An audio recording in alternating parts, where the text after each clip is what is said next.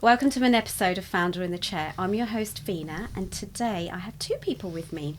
This couple, both ex-Home Office civil servants, they studied law and they met at work. They now run a boutique immigration practice set up in 2019, just before COVID. Immigration law services to multinational corporates and private, and we're going to dive deeper into what that means.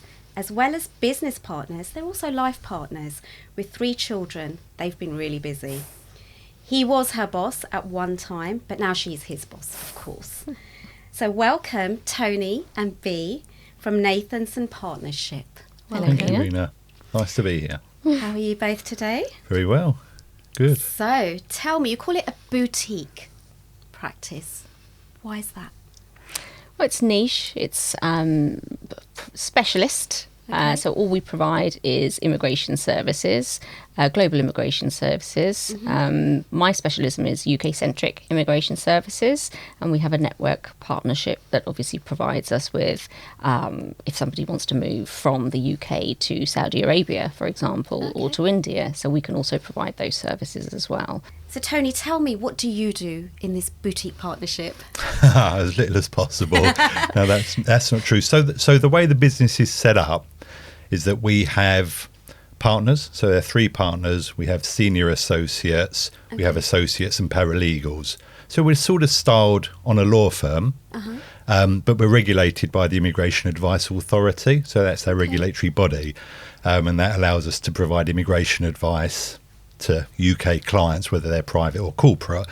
So our roles are to manage effectively a portfolio of clients, which is typically corporate. And when we say corporate, we're meaning companies who outsource their immigration needs, and we support them and their mobility programs. So effectively, we're helping companies to onboard foreign nationals who need work visas. They may have family who also need dependent visas. Okay. And so we're helping them. And it's usually an outsourced service, so HR, global mobility, sometimes legal counsel at these companies will give it to an expert firm like ours, like the Nathanson Partnership, and we manage the process on their behalf, ensuring that they're fully compliant, making sure that visas are approved on time in order for individuals to be able to start working in the UK. So that's what we do in a nutshell. We manage our own clients respectively. So I have my own portfolio of clients. Bea has hers, Kate has hers, Kay has hers, and so on and so forth.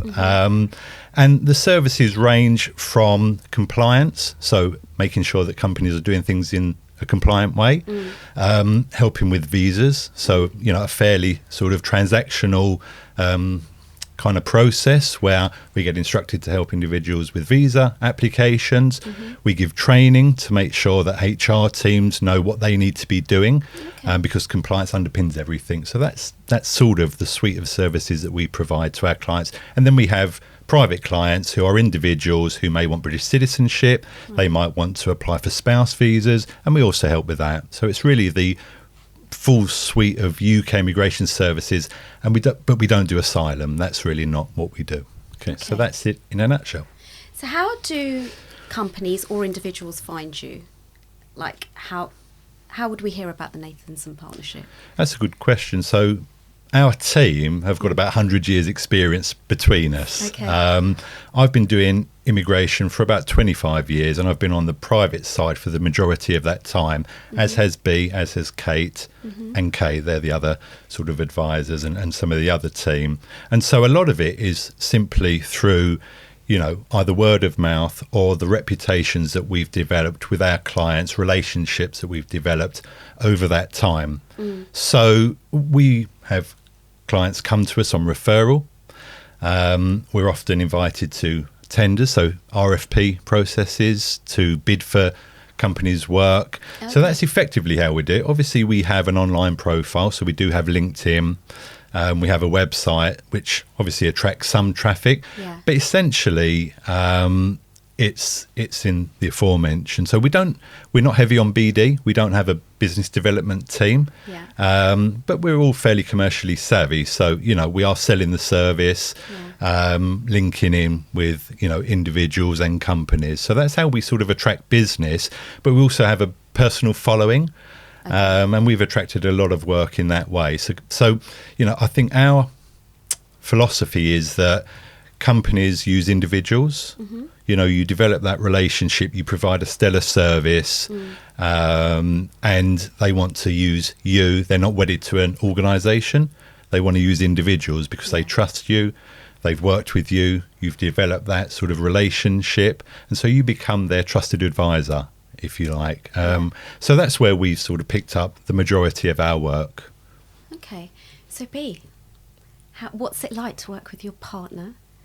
Difficult, of course. He can't be that bad. I mean, look, it just looks like so soft. Butter wouldn't melt. No, not at all. Well, I mean, our sort of working relationship started back in sort of 2000. I joined a company called Ferguson Snell, where Tony was already working. Okay. You already mentioned that he obviously started off as my boss, and now it's the other way around, of course. But I think we just had a really, really good friendship, a good work ethic.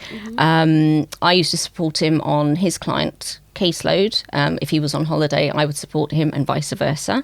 Okay. And it just worked. And I think key to, pros and cons, or key to a successful sort of relationship in the office is, trusting one another. He's got my back, I've got his. But equally, having that space between us as well to work independently and do things independently as well. So do you both work from home? Is it a home office? We have a home office, yes.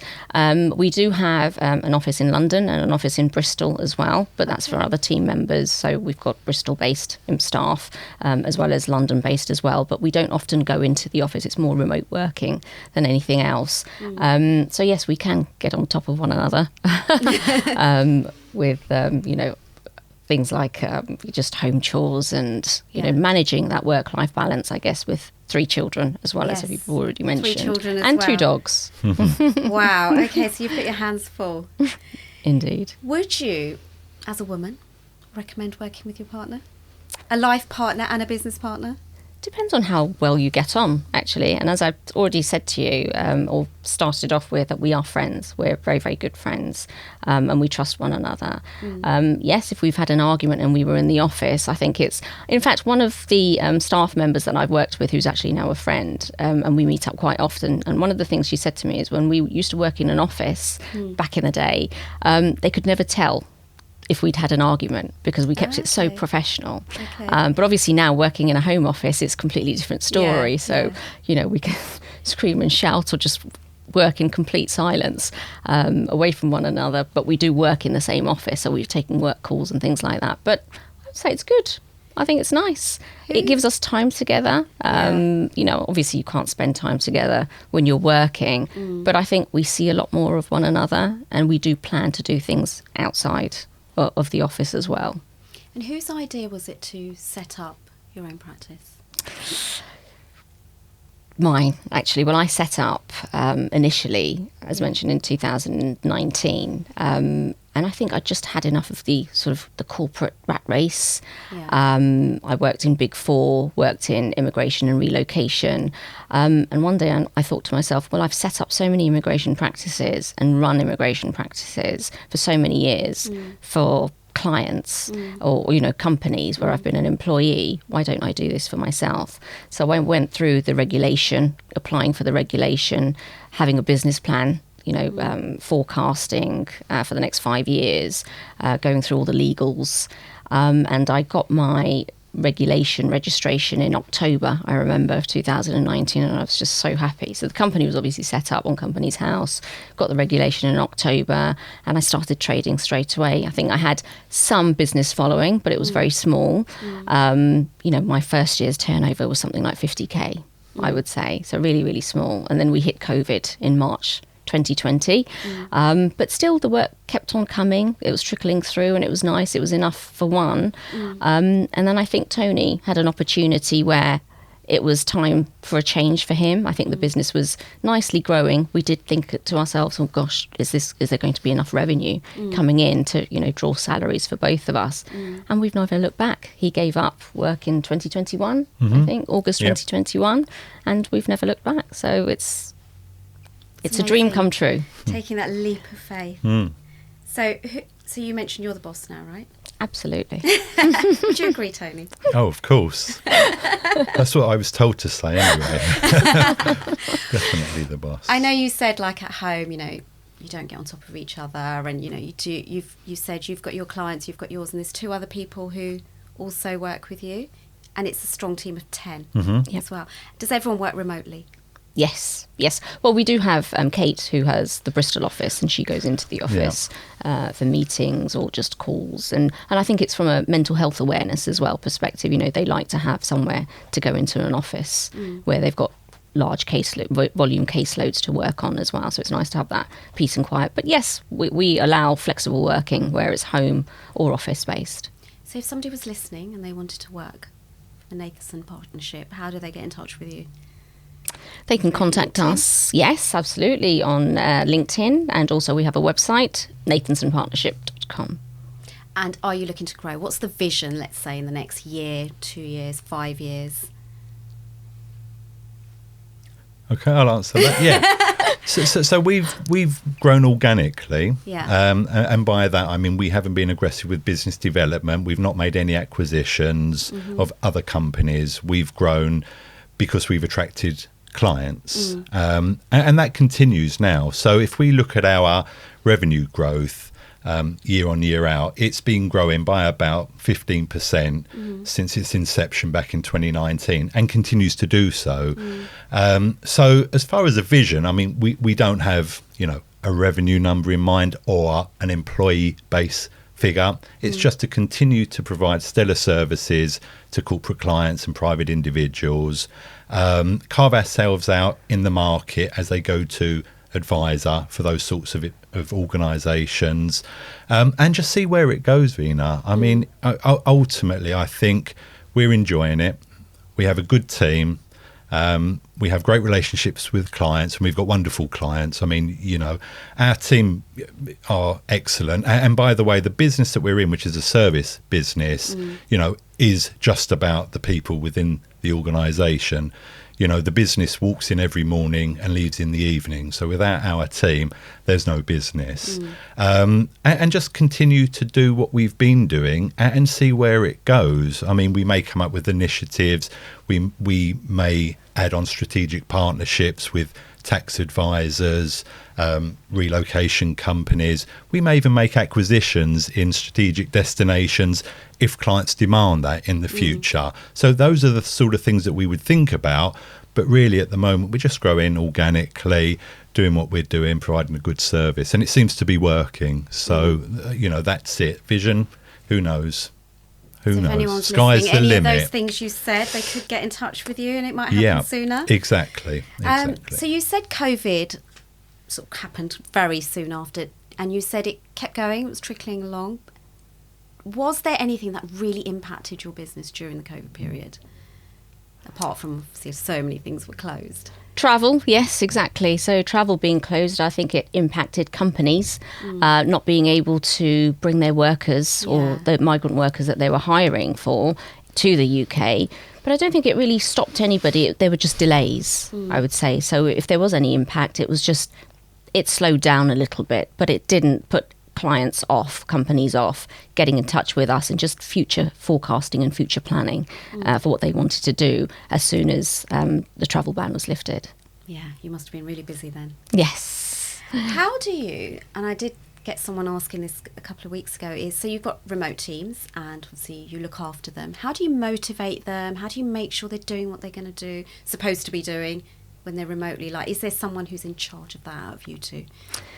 I think we both are, really, to a certain extent. I think we have different strains of leadership. So, for example, Tony has X, Y, and Z that he'll manage. And then we've got a senior associate in the hierarchy structure that will, manage X number of employees, or paralegals, should we say, juniors. But I think we equally manage, so it's quite a free flow structure, if you like, which is quite nice, or flat as well to a certain extent. I think our team is trustworthy and reliable, but I think one thing that sets us aside from the rest is that everyone that we work with, we have worked with in a past life. Oh. Yeah, which is really interesting, and you don't get that. So I think when I started the company, one thing that I wanted to do, and you mentioned it's a boutique immigration practice, what does that actually mean? I wanted to set something up which it mirrored a company that, where I met Tony at Ferguson Snell, because I think the bosses, it was almost like a family. It was a family setup. It looked like a house where we used to work in Chiswick. But everybody really got along. We looked after one another, we trusted one another.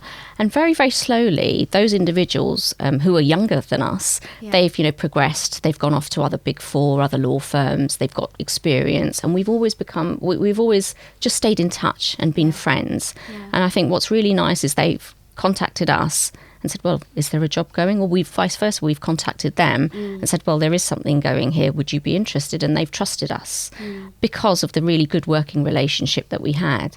So I think that good work ethic and just values that we share in common has held us in good stead, relationship-wise, personality-wise. And I think, it just fits. The shapes all just fit. It's like a jigsaw puzzle. Yeah. And they share the same values that we have, and they provide the same client service that we expect and we want from our clients. Yeah. So it works both ways. So keeping them happy, we have regular training sessions. We'll have online remote teams meetings just to keep in touch. We do fun things, we call it a coffee and a catch up.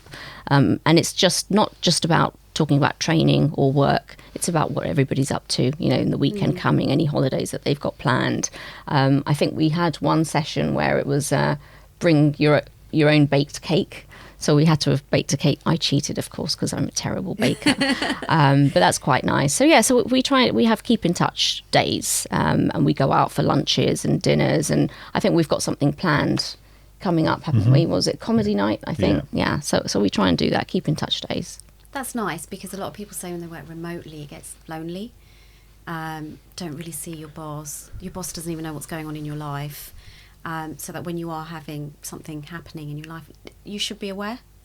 We're a very close-knit team. We celebrate the wins. If somebody's had, a sort of an off week or, family issues, things like that, we know about it. And I think we're quite good at sort of sharing those things. Well, women mainly, I guess, are better at sharing things like that. So Tony sort of pushes me forwards to deal with all of those relationship issues, whatever it is. Yeah. We don't bring it into the office, but as an aside, we can certainly have a conversation about it. Because you've got to be aware.